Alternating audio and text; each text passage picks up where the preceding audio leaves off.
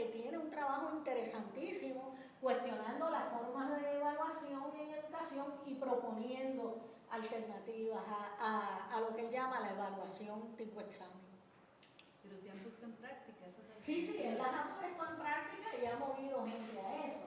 Los portafolios en algunos casos, ¿verdad? Son intentos de mover ese proceso. El problema es que entonces cuando llega el momento de ir a la universidad, el examen que vas a tener es tradicional.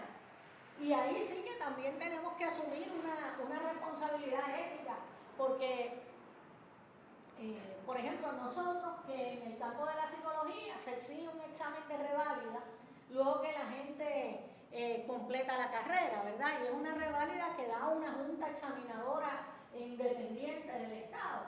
Entonces, ¿qué ocurre? Si yo fuera a enseñar, para los cursos que yo he dictado, análisis psicológico de los procesos cognitivos, bueno, si fuera a decir lo que a mí me emociona y me gusta, pues yo enseñaría nada más que el enfoque histórico-cultural, pero eso sería una irresponsabilidad en mi parte, porque luego esos estudiantes lo único que van a poder pasar de ese examen que le va a dar el Estado es lo que tenga que ver con eso, que usualmente es lo menos. Así que entonces estos estudiantes que van a ese curso tienen que aprender procesamiento de información, tienen que aprender modelos conexionistas, tienen que aprenderse a Piaget, tienen que aprenderse a Vygotsky, tienen que aprenderse los enfoques neuropsicológicos contemporáneos y lo llevo hasta la neurofenomenología. Lo mismo en el curso de aprendizaje, yo podría dedicarme nada más que al aprendizaje y desarrollo en esa perspectiva, pero el que llega al curso de aprendizaje humano sabe que se tiene que leer a Skinner en original, a Thorndike en original, no lo que dijeron que diga cada uno, para entonces poder tener un criterio propio. Entonces, hay que asumir ahí una responsabilidad ética, porque si fuera algo que verdaderamente a mí me gusta, pues entonces tendría yo que ir allí a hacer el examen para que ellos lo pudieran pasar. Y lo que le van a preguntar no es usualmente lo que va en contra del mainstream. Lo que le van a preguntar es lo que está en la corriente regular más fuerte. Sí, dos preguntas para ella.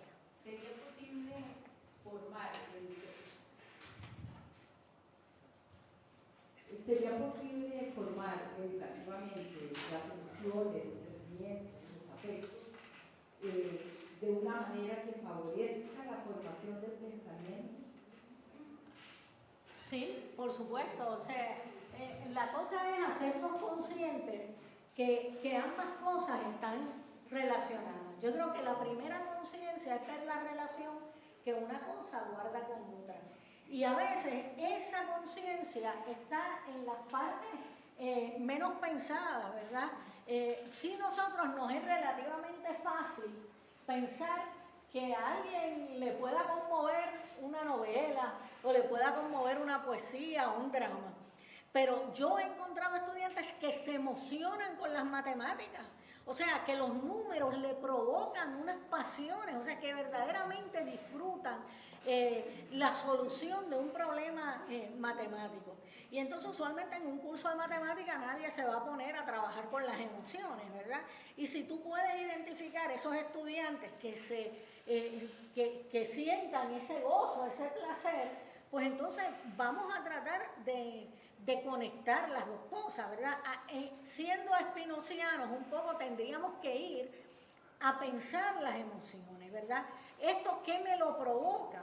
Y reconocer que esas emociones se expresan, nacen y se originan en procesos educativos que no son necesarios, que no son en un inicio escolar. O sea, el niño que está en su ambiente, con sus padres, en su desarrollo, está educándose también. Lo que pasa es que eso no es una instrucción sistemática, formal, como la instrucción que se ofrece en la escuela. Pero ese niño está aprendiendo valores, está aprendiendo formas de afecto también. Y eso es algo que sí se puede educar y sí se puede cultivar. Pero tendrías que estar, ¿verdad?, en un diálogo continuo con las dos cosas. Esto por qué te gusta y esto por qué no te gusta, porque el no gustarte es también un estado, en ese caso, negativo. Y entonces el pensar esas emociones y cómo pueden ayudarnos o en algunos casos obstaculizar el desarrollo o el movimiento. Sí, había otra pregunta allá atrás. Gracias, Franklin.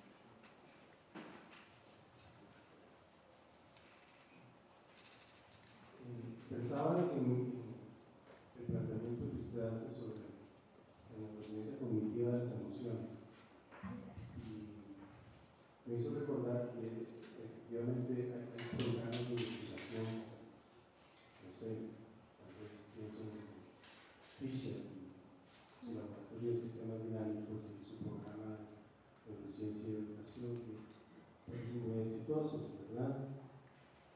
Pero también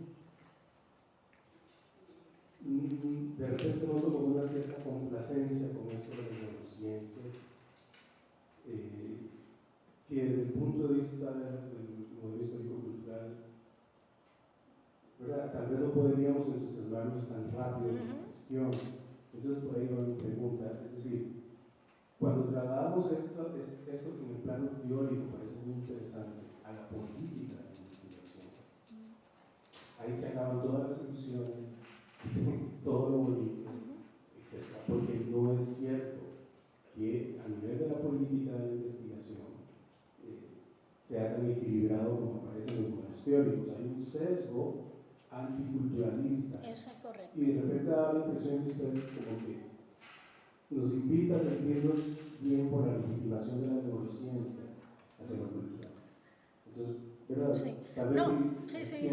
Creo que la pregunta es buena porque permite explicar lo que es, en cierto sentido, algo de celebrar, es que si las neurociencias no hubieran dado ese giro, ¿verdad?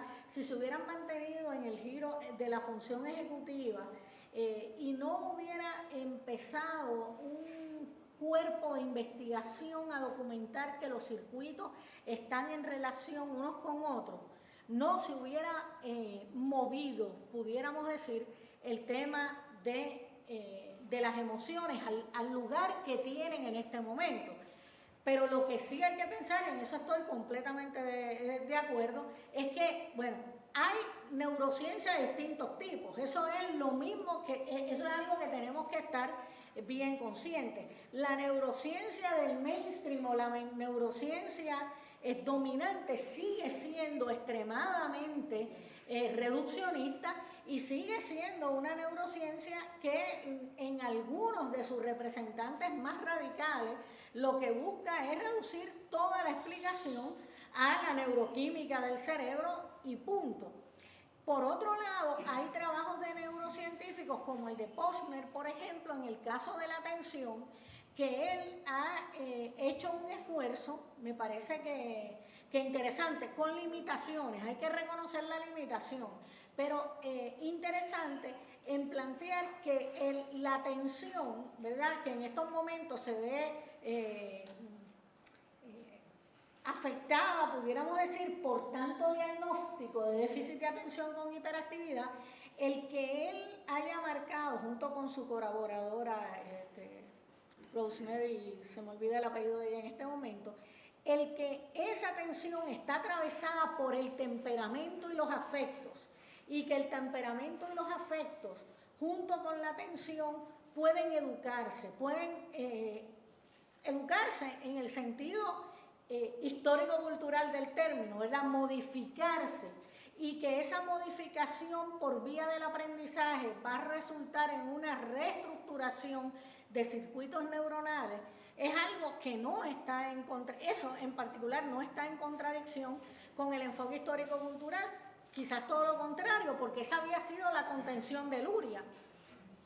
Parte del problema también de la falta de reflexividad histórica es que, del mismo modo que Vygotsky fue cosificado en la zona de desarrollo próximo, Luria fue cosificado en el cerebro funcional, ¿verdad?, en los 3 bloques del cerebro, y no se reconoce que Luria, en más de un trabajo, hizo énfasis que ese cerebro era el producto de procesos culturales, que era una biología totalmente enraizada en la cultura.